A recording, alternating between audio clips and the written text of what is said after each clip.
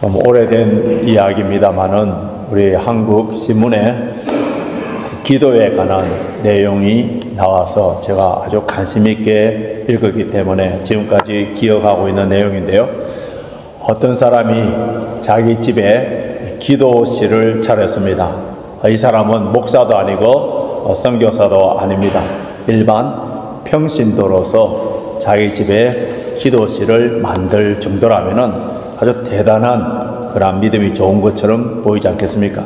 그런데 그 기도 방에는 자기 자신이 들어가서 기도하는 것이 아니라 자기의 어린 두 딸을 그 안에 들어가도록 하여서 강제로 기도를 시켰는데 하루에 평균 7시간 내지 8시간 동안 기도를 시켰어요. 제 이것을 볼 때에 이것은 신앙이 아니고 일종의 아동학대며 사이비나 이단이나 악한 종교의 미싱처럼 보입니다. 특별한 신비한 능력이 없는 그 어린 두 딸에게 기도를 시켰던 그 이유는 자신이 경마를 하는데 1등 해야 될 말을 맞추라는 거예요. 그리고 주택복권을 사는데 어떤 번호가 당첨이 될 것인가 그것을 맞추라 해서 못 맞추면은 너희들이 기도하지 아니하고 게을러서 그랬다 하면서 아이들을 때리고 학대했다는 거예요. 아이들을 학교도 이제 보내지 아니하고 하루 종일 기도를 시켰는데 결국은 경찰에 잡히게 되었는데 그때에 이 비정하고 마귀 같은 이 아버지가 왜 이런 일을 했느냐 하면은 우리의 가난을 대물림 시키기 싫어 우선 돈 버는 것이 학교에 가서 공부하는 것보다 더 중요하기 때문에 이렇게 시켰다고 그런 말을 했었어요.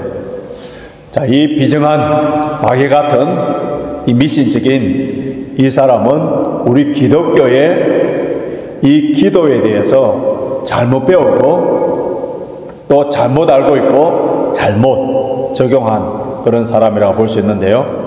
그에게 있어서 기도는 무엇이에요? 그에게 있어서 기도는 자신의 욕망, 자신의 이익을 성취시키는 수단으로 본 거예요.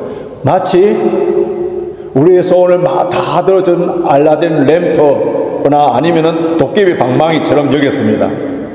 그런데 문제는 우리에게도 정도의 차이는 있지만은 이 아버지 같은 기도에 대해서 잘못된 오해를 갖고 잘못된 기도를 하는 경우가 있다는 거예요. 성경에 나오는 대표적인 잘못된 기도, 자기의 욕망과 자기의 뜻을 이루기 위한 그 기도를 하나 찾으라고 하면은 요한과 야고보의 어머니인 살로메가 예수님께 나아가서 예수님이 예루살렘 성에 입성하여서 이제 정치적인 군사적인 나라의 민족적인 왕이 될 때에 그때에 내 아들들을 예수님 옆에 이렇게 높은 자리를 주십시오 하면서 그 두 아들과 그 어머니가 나가서 예수님께 나가서 합심해서 구한 기도 내용이에요. 왜 그 엄마가 두 아들을 데리고 이렇게 기도했느냐 하면 예수님에 대해서 잘못한 겁니다. 예수님께서는 우리 인류의 죄를 위하여 십자가 지시기 위하여서 이 땅에 오셔서 지금 예루살렘에 올라가서 그래서 십자가에 죽으러 가시는데 근데 그 제자와 어머니는 예수님이 정치적인 왕이 되고 권력을 쥐고 부귀영화를 누리는 그러한 자로 생각하여서 그렇게 청탁을 하게 됩니다. 이러한 자신들의 목적, 이익, 자신의 뜻을 이루기 위하여서 기도하는 그 사람들에게 예수님께서 이 땅에 오신 분명한 목적을 가르쳐 주셨는데 인자가 온 것은 섬김을 받으려 함이 아니요 도리어 섬기려 하고 자기 목숨을 많은 사람의 대속물로 주려 함이니라 이렇게 말씀을 하셨어요. 그 후에 예수님께서 십자가에 돌아가실 때에 그때에 이 살로메와 요한이 그 십자가 밑까지 갑니다. 하나님의 뜻을 이루기 위하여서 인류의 죄를 구원하기 위하여서 십자가에 죽으시는 예수님, 그 모습 밑에서 그들의 욕망, 그들의 이 땅에 있는 그들의 뜻, 자기의 소원을 성취하기 위하여서 부르짖었던 그 기도가 얼마나 부끄러웠는가를 깨닫지 않겠습니까? 우리가 기도를 하면서 반드시 묵상하고 기억해야 되는 것이 있는데요. 그것이 뭐냐면은 예수님의 고난과 십자가입니다. 우리 죄를 위하여서 아무런 죄가 없으신 하나님의 아들이신 예수 그리스도께서 십자가에 달려 돌아가신 그 예수님을 기도 시간에 단 한 번이라도 묵상하고 기억하게 된다면은 우리의 욕망, 내 뜻, 이런 문제에만 포커스를 맞추어서 기도하는 것이 얼마나 부끄러운가, 그것을 느끼게 됩니다. 우리가 그토록 소중하게 여기고 그것이 이루어지지 아니하면 살 수 없기 때문에, 그래서 간절한 마음으로 목청껏 하늘에 사무치도록 부르짖는 그러한 기도의 제목이라 하더라도 십자가 앞에 갖고 나가면 우리는 그런 기도 제목까지도 얼마나 무가치하며 보잘것없는 것인가를 느끼게 됩니다. 겟세마네 동산에서 하나님 아버지의 뜻을 이루어지기 위하여서 그렇게 기도하시는 그 주님을 우리 기도 시간에 조금이라도 묵상하면서 기도하게 된다면 우리는 이런 찬송이 저절로 나올 수밖에 없는 거예요. 겟세마네 동산에 주를 생각할 때에 근심이나 걱정을 사양할 수 있을까? 나를 항상 버리고 주를 따라가겠네. 겟세마네 동산에서 기도하시는 주님, 십자가에서 나를 위하여 돌아가신 주님을 그 기도 시간에 생각하면은 항상 나를 버리고 주를 따라갈 수밖에 없는 존재가 됩니다. 우리 하나님께서는 우리가 급하고 간절한 기도 제목, 때로는 즉각적으로 응답해 주실 때가 있어요. 아비가 자식을 불쌍히 여김 같이 그렇게 바로 즉각적으로 응답할 때가 있습니다. 그러나 때로는 질병의 치료의 문제, 우리의 어떤 육적인 요구에 응답하지 않을 때도 있어요. 바울은 자기 자신의 그 질병의 치유의 문제를 갖고 그것을 찌르는 가시를 없애달라고 하나님께 간절히 기도를 했습니다. 그런데 그의 소원대로 성취되지 않았었어요. 사랑과 은혜가 풍부하시고 전능하신 하나님께서 왜 말씀 한마디를 통하여서 그 문제를 다 해결해 줄 수 있고, 뿐만 아니라 바울에게 건강을 주고 많은 돈을 주고 많은 돕는 신실한 동역자들, 비판하고 뒤에서 배양양거리는 이런 사람이 아니라 신실한 동역자들을 붙여주셔서 복음을 왕성하게 전할 수 있도록 해줄 수 있을 텐데, 뿐만 아니라 바울의 이 기도는 찌르는 가시를 없애달라고 하는 이 기도는 개인적인 욕망입니까? 좀 더 복음을 잘 전하기 위하여서 간절히 기도했습니다만은, 그런데 하나님께서는 바울의 원하는 그 질병을 고쳐주지 않았었어요. 하나님께서는 바울의 육체 가시를 제거하는 대신에 그보다 더 큰 것, 더 좋은 것을 주셨는데, 그 육체의 가시 때문에 바울은 수많은 은사를 가졌지만 겸손할 수 있었고, 그 육체의 가시 때문에 늘 하나님의 은혜를 구할 수 있었고, 인간의 연약함, 한계, 이것을 늘 생각하니까 하나님 아버지의 위대하심과 아버지의 은혜가 아니고서는 할 수 없는 존재라는 것을 깨달아서 늘 하나님을 의지할 수 있는 그런 것들을 받게 된 거예요. 우리가 이 땅에 우리의 소원이 성취되는 일로 인하여서 이것 때문에 영원한 축복, 영적인 축복을 놓칠 수가 있다면은 때로는 우리 주님께서 이것을 막아주시고 영적인 것을 더 받도록 인도해 가실 때가 있습니다. 그래서 우리는 지극히 세상적이고 그리고 인간적인 사고방식과 가치관으로 말미암아 우리 신앙생활에 있어서 가장 큰 오해를 하나 하고 있는데요. 이것이 뭐냐 하면은 현재 내가 당하고 있는 고난, 나의 물질의 결핍, 질병 이런 것을 인하여서 하나님의 영광을 가리고 이런 문제 때문에 주에 일어나는 데 있어서 효과적으로 능력 있게 할 수 없기 때문에 그래서 하나님의 영광을 위하여 주의 몸된 교회를 잘 섬기기 위해서 이런 모든 문제를 해결해 주십시오. 얼마나 설득력 있고 얼마나 합리적인 그런 기도를 할 때가 얼마나 많습니까?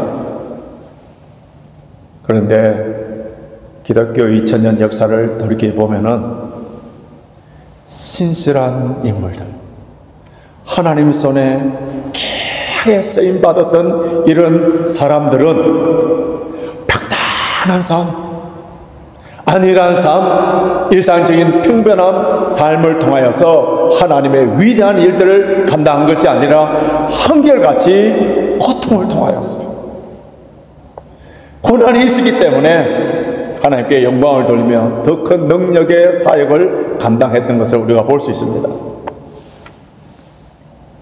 예수님의 복음을 다른 사도들보다도 더 능력 있게 전하였고 이 복음을 이방인들에게 전 세계로 퍼뜨릴 뿐만 아니라 신약성경 27권 중에서 13권이나 기록했던 그 사도 바울, 이런 능력 있는 그 사역을 감당했던 그 비결, 그 은혜를 그는 뭐라고 밝힙니까? 내가 약할 때 곧 강함이라. When I am weak, then I am strong. 우리는 우리가 원하는 대로 최상의 조건을 갖춰줘야만이 하나님의 일을 효과적으로 할 수 있다고 생각하여서 현재의 이런 결핍과 이런 문제들을 가지고 불평불만하고 핑계를 때가 얼마나 많습니까? 그러나 하나님께서는 우리 약함을 통하여서도 위대한 일을 감당하시고 이러한 연약함 때문에 부족한 것 때문에 질병 때문에 물질의 풍부함이 없기 때문에 때로는 은사가 부족하기 때문에 그래서 더 주님을 의지하고 더 겸손하고 순종하게 될 때에 나를 통하여서 하나님께 영광 받으시고 주의 일을 이루어 가신 것을 보게 됩니다. 신학자 포사이스라는 아주 유명한 신학자가 있는데 그분은 뭐라고 말했냐면은 고통이 없도록만 기도할 것이 아니라 우리는 고통 속에서 하나님의 뜻과 거룩한 목적이 무엇인지를 찾도록 기도해야 된다. 저와 여러분들이 고통이 오고 아픔이 오면 이거 빨리 없애달라고만 기도하지 않습니까? 이것만 기도하지 말고 고통 속에서 하나님의 뜻, 거룩한 목적이 무엇인지를 그것을 가르쳐달라고 기도하라는 거예요. 우리는 기도를 하면서 가장 큰 오해 중에 하나는 내가 이렇게 간절히 기도하고 열심히 다해서 기도하면 하나님을 변화시킬 수 있을 거야. 그래서 하나님의 보호자로 움직이는 기도, 하나님을 감동시키는 기도를 해야 된다, 이렇게 말하는 신학자와 목회자들이 많습니다. 여러분, 기도는 하나님을 변화시키는 것이 아니에요. 기도는 내 자신이 새롭게 변화되는 겁니다. 우리가 새롭게 되는 거예요. 옛사람, 내 자존심, 내 고집, 내 죄성이 깨어지고 십자가에 못 박고 죽는 것, 이것이 바로 기도예요. 내가 그리스도와 함께 십자가에 못 박혔나니 이제는 내가 사는 것이 아니요 내 안에 예수 그리스도가 살아서 역사하도록 성령 충만케 되도록 하는 것이 바로 기도고요. 그래서 나의 삶을 주님께 드리고 나의 삶의 운전대를 주님께서 운전해 가시도록 맡기는 그것이 바로 기도입니다. 그래서 우리는 이런 찬양을 많이 해야 돼요. 내 주여 뜻대로 행하시옵소서. 살든지 죽든지, 죽어서라도 영광이 된다면 죽여주시고, 질병이 가운데서도 하나님의 영광이 나타난다면 질병을 주시고, 가난 때문에 주의 몸된 교회가 더 든든하게 세워진다면 가난하게 해주시고, 살든지 죽든지 주의 뜻대로 행하시옵소서. 이것이 우리의 기도의 궁극적인 목적으로 가야 되는 거예요. 참다운 기도는 우리의 뜻을 이루기 위함이 아니라 하나님의 이름이, 하나님의 나라가, 하나님의 영광이 이루어지도록, 그리고 나를 그 영광스러운 주의 일에 동참되는 것을 가장 영광스럽게 생각하도록, 이런 것이 바로 우리 기도의 자세입니다. 그래서 기도의 대통령이라고 했던 아브라함 링컨은 이런 말을 했었어요. 하나님이 우리 편에 서기를 기도하지 말고 우리가 하나님 편에 서도록 기도하라. 유명한 말을 했는데요. 기도는 우리 환경을 변화시키기보다도 먼저 내 자신이 변화되는 거예요. 내가 먼저 하나님의 통치를 받고 내가 먼저 성령 충만케 되면은 나를 인하여서, 미약한 나를 인하여서 내 속에 역사하시는 성령을 통해서 내 주변이 변화되기 시작합니다. 나를 인하여서 내 주변의 모든 사람들이 하나님의 통치와 하나님의 인도하심을 받게 됨으로 말미암아 나를 인하여서 천국이 임하는 거예요. 이것이 바로 기도예요. 이렇게 우리는 기도에 관해서 성경적이고 교리적이고 신학적으로 머리로는 우리가 너무나도 잘 압니다. 그러나 우리에게 현실적으로 아주 급한 문제나 고난이나 특별히 우리 성도들에 대해서 참 절실한 기도의 제목을 받게 되면은 실제적으로 기도하는 일에 있어서는 그럼 그렇게 되지 않는 그런 경우들을 얼마나 많이 경험하고 있습니다. 그렇기 때문에 우리의 신앙생활이나 기도나 모든 것들은 어디서 배워야 되느냐 하면 예수님에게서 배워야 됩니다. 예수님에게서. 옛날에 이런 이야기가 있습니다. 어떤 주인이 먼 길을 가면서 종에게 이 말발굽 호스유저 있잖아요. 그거를 100개 만들어 놓으라, 그렇게 명령하고 떠났습니다. 며칠 후에 오니까 이 종이 열심히 밤에 잠도 안 자고 그래서 말발굽 100개를 만들어 놓은 거예요. 그런데 주인이 자세히 보니까 이것이 다 모양이 다 다른 거예요. 아니 어떻게 이렇게 만들었느냐, 내가 하나를 주면서 이거대로 만들어라 했더니 왜 그렇게 했더냐 하니까 그 종이 뭐라고 하냐면은, 예 주인님 그렇게 했습니다. 어떻게 했겠는데, 주인님께서 첫 번째 준 거 그거 갖고 두 번째를 만들었습니다. 그 두 번째를 보고 세 번째를 만들었습니다. 세 번째를 보고 네 번째를 만들고, 이렇게 첫 번째와 마지막 100개는 완전히 다른 거예요. 완전히 다른 거예요. 여러분, 신앙생활에도 우리가 이런 실수를 할 수 있습니다. 우리의 모든 신앙의 첫 번째 시작, 원본, 원조, 그것이 바로 예수 그리스도예요. 주님께서 어떻게 기도하셨는가? 주님께서 어떻게 기도하셨는가? 그것을 우리 기도의 원조 기준으로 삼아야 됩니다. 오늘 우리가 읽었던 이 본문 말씀에서 우리 주님께서 겟세마네 동산에서 하나님 아버지의 뜻이 이루기 위하여서 간절히 기도하는 내용인데요,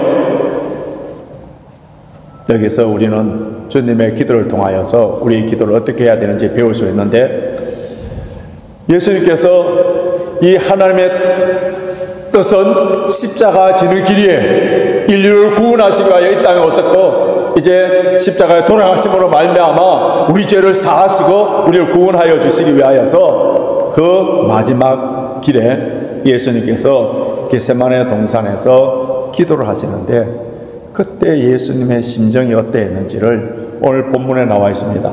자, 37절 한번 보실까요? 37절 같이 읽습니다. 시작. 베드로와 세베대의 두 아들을 데리고 가실새 고민하고 슬퍼하사. 줄쳐놓으세요. 고민하고 슬퍼하사. 그 다음 38절 같이 읽습니다. 시작. 이에 말씀하시되 내 마음이 심히 고민하여 죽게 되었으니 너희는 여기 머물러 나와 함께 깨어 있으라 하십니다. 예수님의 마음이 어떻다고요? 심히 고민하여 죽게 되었다.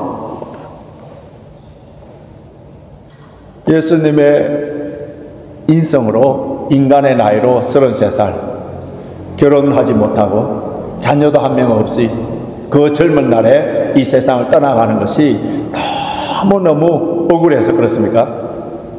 대낮에 십자가에 죽는 빨가벗은 모습으로 십자가에 돌아가시는 그 예수님의 수치스러움, 아니면은 인류 역사상 가장 잔인하고 가장 고통스러운 사형틀이 십자가인데 그 십자가들의 죽음으로 말미암아 그 무서운 공포 때문에 그렇습니까? 예수님의 십자가의 죽으심은 이미 구약에 다 예언되어 있고요. 예수께서는 제자들에게 여러 차례 내가 결박되어서 그래서 십자가의 고난을 당하고 십자가에 죽고 부활하리라 말씀하셨고, 겟세마네 동산에서 기도하시기 전에 이미 우리 지난주에 살펴본 것처럼 최후의 만찬에서 제자들에게 떡을 떼어 주시면서 이것은 내 몸이다, 포도잔을 나누면서 이것은 내 피다, 많은 사람들을 위하여서 대속의 죽음을 주는 주님의 몸이라고 이미 말씀하셨고, 이제 그 십자가의 고난의 잔을 받기 위하여서 예루살렘에 올라가시기 전에 겟세마네 동산에서 기도하신 거예요. 그런데 우리 주님께서는 이 죽음을 앞두고 세 번이나, 그것도 한 번이 아니고 두 번이 아니고 세 번이나 이 잔을 옮길 수가 있다면, 할 수만 있다면 이 잔을 옮겨 주시옵소서. 이 문제를 의사인 누가가 볼 때는, 누가복음에서는 예수님의 그 기도가 얼마나 간절하고 몸부림치는 기도였던지 땀방울이 핏방울처럼, 어떤 신학자는 그 땀에다가 피가 같이 터져 나오는 그러한 기도를 드렸다는 거예요. 철학자 소크라테스는 마지막에 독배를 마시기 전에 내 이웃집에 닭을 빌리고 있는데, 물론 이제 신전에 바치기 위한 닭이었는데 그것을 자기들이 없어서 빌려온 겁니다. 그것을 꼭 갚아주라. 그리고 당당하게 독배를 마셨고요. 우리나라의 이순신 장군 죽음 앞에서 당당하게 죽는 모습을 우리 역사적인 기록을 알고 있지 않습니까?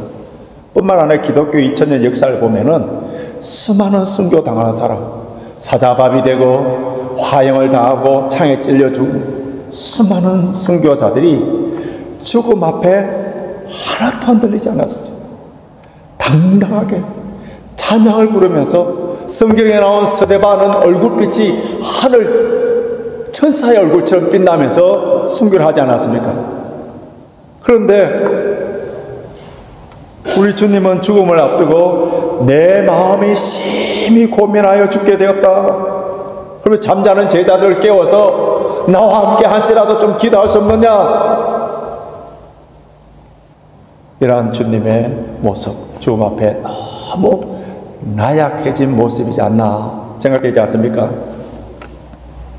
그런데 우리 주님의 그 죽으심은 우리 인간들의, 일반적인 사람들의 죽음과 달리 아무런 죄 없으신 분이 모든 인류의 죄를 다 덮어쓰시고 죽는 죽음이기 때문에 육체적인 고통뿐만 아니라 정신적인, 영적인 모든 고통을 다 감수하는 거예요. 인류의 모든 죄를 다 덮어쓰신 주님이 가장 고통스러워했던 것은, 평소에 예수님께서 하나님을 부르실 때 아빠, 아람어로 아빠 똑같아요. 아버지 이렇게 부르시던 분이 십자가 위에서는 모든 죄를 다 덮었었기 때문에 하나님께서 이미 그 관계를 끊어버리신 거예요. 죄의 삭선 사마이기 때문에 그 얼굴을 돌렸었기 때문에 엘리 라마 사막더니 나의 하나님 어찌하여 나를 버리셨나이까. 하나님께 버림당하는, 간절당하는 그 고통. 그렇기 때문에 그 주님의 죽으심으로 말미암아 구원받은 우리의 구원이 값싼 은혜가 아니고 얼마나 값진, 이보다 더 큰 복이 없다는 것을 우리가 깨닫게 되는데요. 할 수만 있거든 이 십자가의 방법이 아닌 다른 방법으로는 하나님 아버지 구원할 길이 없나이까. 모든 그 지금 통곡하시면서 부러지는 그 주님의 겟세마네 동산의 기도에 저와 여러분들의 죄, 그것이 온 주님의 심령을 짓눌러 고통을 줬던 거예요. 이 겟세마네 동산에서 우리 주님께서 하나님 아버지의 뜻을 이루기 위하여서 기도하는 이 모습을 통하여서 우리는 또 한 가지 중요한 교훈을 배울 수 있는데요. 여러분, 하나님 아버지의 뜻이 이루어지는 것이 우리의 자연적인 인성과 성품을 통하여서 쉽게 이루어지는 게 아니에요. 주님께서 기도하신 것이 겟세마네 동산입니다. 이 겟세마네라는 것은 기름을 짜는 틀이라는 그런 의미인데요. 올리브가 좋은 기름을 내기 위해서는 완전히 어그러지고 깨어지고 부서져야만이 좋은 기름이 나옵니다. 마찬가지로 이 과정을 통과해야 할 때만이 하나님의 뜻이 이루어지게 되는데요. 여러분, 하나님의 뜻이 뭐예요? 우리가 하나님의 뜻에 대해서 궁금하게 여기고 그런데 성경에서는 분명하게 가르쳐주신 하나님의 뜻이 크게 명확하게 보이는 뜻이 세 가지 있지 않습니까? 첫째는 데살로니가전서 4장 3절에 하나님의 뜻은 이것이니 너희의 거룩함이니라. 하나님의 뜻이 뭐라고요? 거룩함이에요. 둘째는 데살로니가서 5장 16절에 17절에 항상 기뻐하라, 쉬지 말고 기도하라, 범사에 감사하라, 이는 그리스도 예수 안에서 너희를 향하신 하나님의 뜻이니라. 그리고 디모데전서 2장 4절에서는 하나님은 모든 사람이 구원을 받으며 진리를 아는 데 이르기를 원하시느니라. 원한다는 말이 뭐예요? 하나님의 소원, 하나님의 뜻이라는 거예요. 우리 인간은 아담의 원죄 때문에 죄성을 갖고 태어난 그런 사람이고요. 아무리 목사와 설교를 한다 하더라도 우리 속에 있는 욕망, 자기중심적인 이기적인 그런 것들, 이런 것들을 통해서는 하나님의 이 거룩하신 뜻이 나를 통하여서 이루어지지 않습니다. 그래서 하나님의 뜻이 이루어지기 위해서는 사도 바울처럼 날마다 자기 몸을 쳐서 복종시키며 날마다 죽어야 되는 거예요. 내가 겟세마네 동산에서 그 올리브 틀을 짜는 그와 같은 내 자아, 자존심, 죄성 모든 것이 다 가라앉고 나는 없어지고 내 안에 예수 그리스도가 살아 역사하실 때에 그때에 나를 통하여서 하나님의 뜻이 이루어지는 거예요. 오늘 본문에서 주님께서 그토록 하나님 아버지의 뜻이 이루어지기 위하여서 간절히 기도하시는 그 모습과는 완전히 대조되는 저와 여러분의 한 모습을 발견하게 되는데, 제자들이 어떻습니까? 주님의 그 구원의 사역과는 아무 상관없이 자고 있었어요.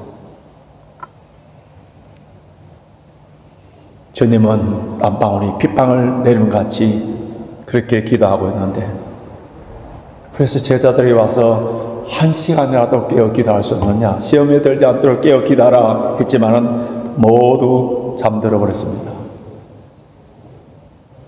그때 주님께서 기도를 마치시고 제자들에게 오셔서 이제는 자고 쉬라, 보라, 때가 가까웠다, 이렇게 말씀하시는데, 우리 성경에는 이렇게 번역을 했습니다만 헬라어 원어에 충실하게 번역하면 내가 값을 다 지불하였다, 다 이루었다는 말씀이에요.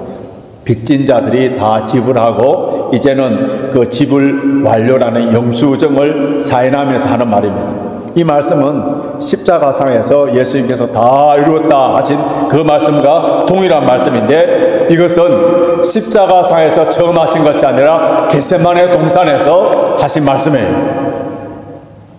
겟세마네 동산에서 기도로 승리하신 것을 십자가 위에서 성전가를 부른 것입니다. 기도로 지불했던 그 승리가 십자가에서 나타났던 거예요. 제자들의 기도의 실패의 그 결과가 어떻게 됩니까?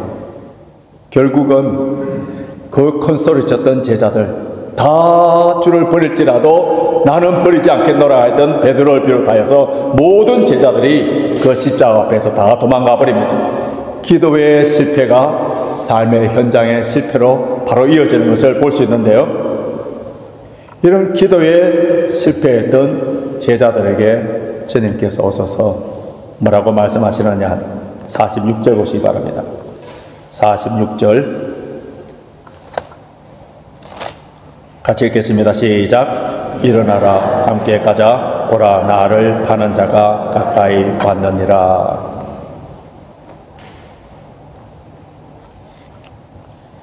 일어나라, 함께 가자. 기도에 실패한 사람들, 그들을 데려가 본들 아무런 소용도 없고 곧 주님을 배신하면서 다 도망가 버릴 수밖에 없는 졸고 있었던 그들. 그런데 주님께서는 얘들아, 일어나라, 함께 가자. 이 부르심이 얼마나 은혜롭고 복된 말씀입니다. 비록 제자들은 실패를 했지만은 기도로 이미 승리하신 예수님께서 그 실패한 제자들을 도울 수 있다는 거예요. 기도에 실패해서 다 도망가 버렸던 그 제자들을 기도로 승리하셨던 예수님께서는 그들을 위대한 사도들로 세울 수가 있다는 거예요. 그래서 일어나라, 함께 가자. 우리는 지난 한 주간의 삶을 돌이켜볼 때에 때로는 좌절하고 실패하고 넘어질 수도 있는 거예요. 그런데 그 실패의 현장대에서 넘어져서 그냥 삶을 포기하고 주님께서 주시는 사명도 다 잊어버리고 그냥 배부른 돼지처럼 사는 그런 존재로 만드시지 않기 위하여서 주님께서 우리에게 오셔서 그 실패의 현장에 오셔서 일어나라, 함께 가자. 일어나라, 함께 가자.